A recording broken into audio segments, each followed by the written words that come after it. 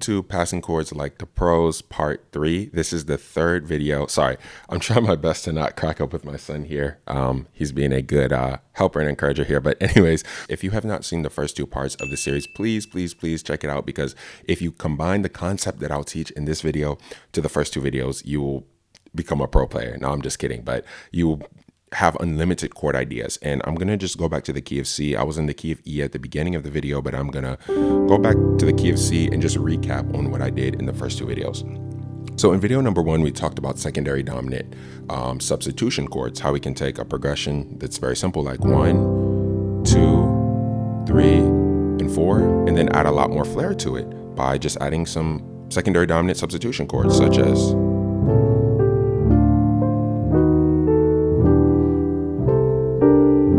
something like that, right? Went back to that C, didn't mean to do that, meant to play F. But anyways, in the second video in the series, we extended the concept of the secondary dominant and its substitution chords and did 2-5-1s to show you how you can do 2-5-1s to every diatonic chord. So we're going to take that same progression, 1, and then to our 2, right? And then to our 3, and then to our 4.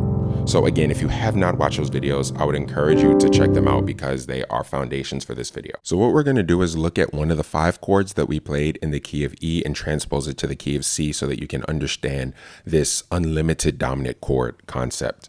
So I did something like this. Something like that, right? Now, if we transpose that to the key of C, it would sound something like... So here's our chord that we're going to focus on, and this is going to teach us a very big lesson. So if you're kind of used to, I guess, traditional music theory, you're probably going to try to name this chord as like a G dominant with a major 7, with a 3, which is, you know, typical in the chord, and then the sharp 5. I don't know the name of this chord. I don't even have one of those like things on my screen to tell me the name of the chord. So I don't know. Someone probably does. You can put it in the comment below. But for all intents and purposes of what I'm going to be teaching today, you don't need to know the name of any chord really once you understand this little trick for dominant chords. So what we're going to do is break the left hand and the right hand up and look at what we have, and it's going to teach us something very powerful, right? So in our left hand, we have what I call like a dominant shell voicing. I don't know if that's the proper name, but I like to voice my dominant chords in my left hand where I play the 1, the 5, and then the 7, and I emit the 3. So if we take a look at our G dominant chord, which is the 1, 3, 5, and dominant 7 in G, we look at this, the top 3 notes. If we emit the G for a second, we look at our right hand and we see that we have a B diminished chord actually, right? Here's our, and that's a diatonic chord in the key of C, right? Here's our 1, 2, 3, 4, 5, 6, 7, B diminished. So there's kind of 2 ways that you can think about your G dominant chord. Yes, you can think about it as 1, 3, 5, 7, or you can think about it as B diminished over G. And this is the concept that we're going to be really getting into, because when I like to think about chords, I guess like to think about the chord's technical names. I like to think about it as a triad or maybe a major or minor 7 chord over a 5 chord. So we're going to see that in a second, right? But essentially what happens is with these 3 notes right here, this B diminished triad is unresolved with respect to C, because our B, our D, and our F are not resolved to the C major chord. So what they do is that they want to resolve, so when we play our G dominant chord, it just wants to resolve to that C. Now, if we understand this concept of unresolved notes wanting to resolve, you're now going to understand this chord.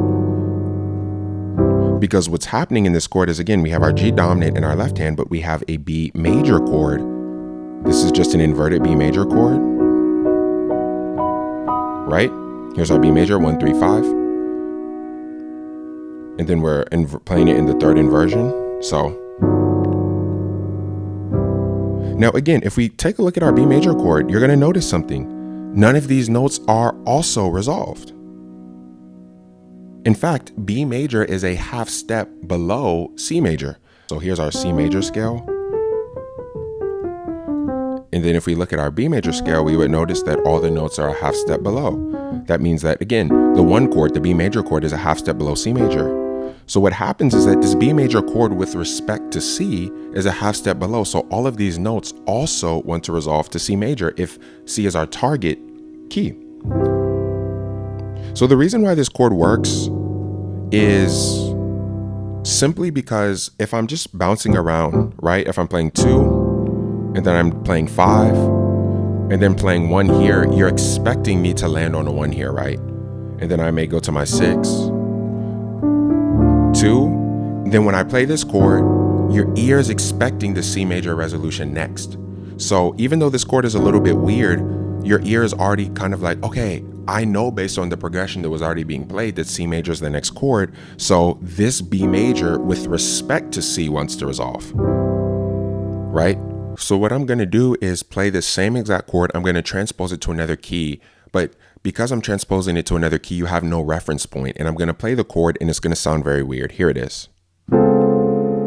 So just listening to this chord alone, oh, there's all that grit, there's that tension. It sounds weird. Where does this want to go? But if I resolve it, you hear?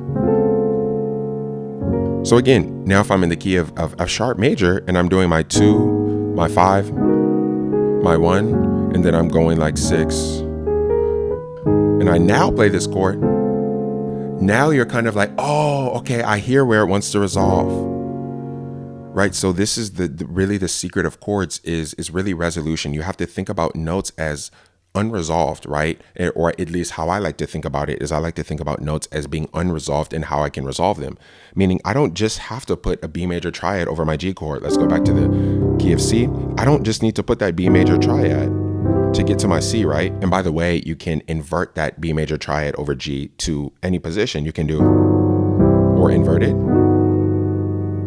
or, right?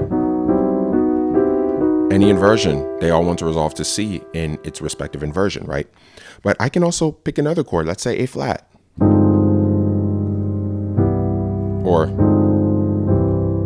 so again, why does A flat major over our G chord work? Well, let's take a look at A flat major. We look, well, this A flat is unresolved and it probably wants to resolve down to our G in our C major triad.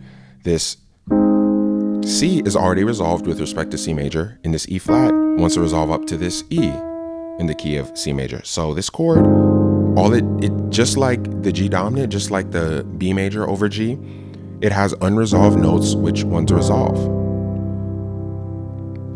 Now, I'm going to do one more chord here in a second, which is a very bizarre chord that is going to really make this concept take it to the next level. So if you're not tracking, it's okay. You can leave a comment. Maybe I can make another video to kind of break things down a little simpler, but we're going to take this to the next level. So put on your advanced music theory hats for 1 second. So we're going to play a F sharp major over G dominant. Oh, goodness. And then we're going to resolve it. Or how about now? The dilemma with the F sharp major chord is that it is literally a half step above the G major chord. Here is my G major chord, and here's if I add the dominant 7, and then here's my F major chord or F sharp major chord. It's like every single F sharp is a half step below G major, right? So I'm playing a G major chord and then putting, the dominant 7 to make things worse because now the F sharp and this are a half step below. Half step apart, and then all the notes in the F major chord are a half step apart, but yet again still in the context.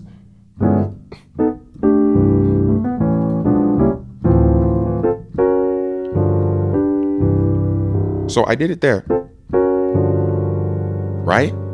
I did that F sharp major chord over my G dominant chord and made it work. Now, how? So this is where we're going to kind of break boxes with our understanding of music. Typically, when you're a beginner musician, a lot of time we're taught chords in terms of triads. So you're taught, your C major triad, your D minor, E minor, F major, G major, A minor, whatever, B diminished, so on and so forth. You learn them in all the keys. But what you actually learn is that there's extensions to chords, meaning I just don't need to play 1, 3, 5 for my C major. Technically, I can extend my C major chord and play the 7 or the 9 or the 11 or the 13. So basically our C major, the extension notes we can add to it are this B, this D, and this A. So basically all of our notes in C major really are, this is C major. This has a C major sound. So if I play a 5 chord, let's just pick one, right? It sounds like my 5 chord resolved. Even though there's some tension right here, we have a bunch of notes mashed together. All of these notes can be resolution chords for C major. So basically what I'm doing is when I take this F sharp to G, what I'm doing is resolving it to a G over C, which is really a 1, 3, 5, 7, 9. This is a C major 9 chord. So G over C, or that 5 over the 1 chord is a major 9 sound. So again, in my left hand, I have my G dominant, which wants to resolve to the C. And then in my left hand, I have this F sharp, which wants to resolve to the G major. And it's crunchy, but it works. So tricks to make this chord really work, kind of space out the chord. So I typically don't like to play it kind of like in the same octave range. I'll kind of space it out, right? So that the notes which clash are not as close together. See how much tension is in this chord, but just by me,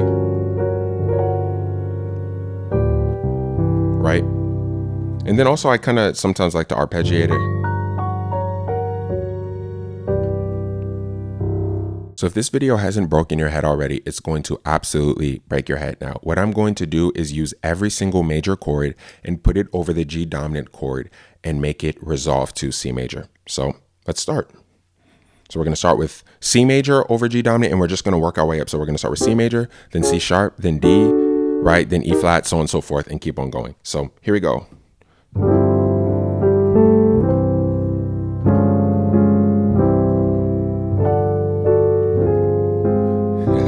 Had some fun there.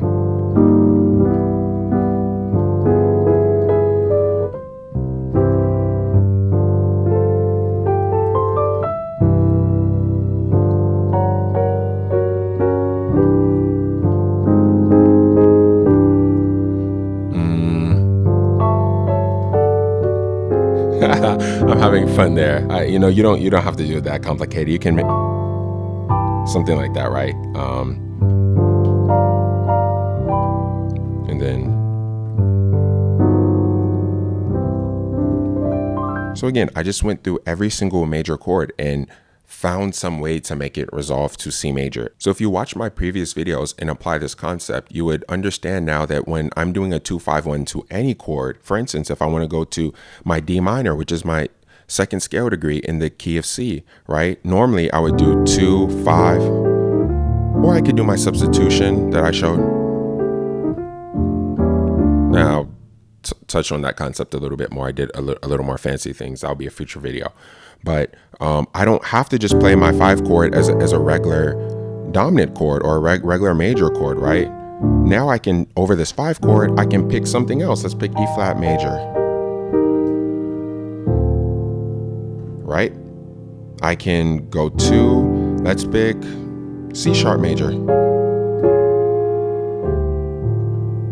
So again, over my 5 chords, I can just pick any chord that I want. So the challenge for you is to just experiment. It doesn't matter what key you're in, just play a 5 chord, pick a random major chord. I'll give you another tip. You can try major 7 chords, or you can try minor chords, you can try diminished chords, you can try anything you want, right? Just try different chords over your 5 chord and mix and match them and see which resolutions sound good. And this is how you can essentially create your own chords. You don't need to go to any tutorial video to learn how to, do cool 5 chords, learn this amazing passing chord. You can just make them up yourself. So that's it for this video today. If you learned anything at all from this video or you found it helpful, again, please consider dropping a like on the video, leaving a comment telling me what you think, and subscribing to the channel for more. Again, there's going to be coursework coming out, private lessons coming out, a bunch of stuff. So stay tuned for more content.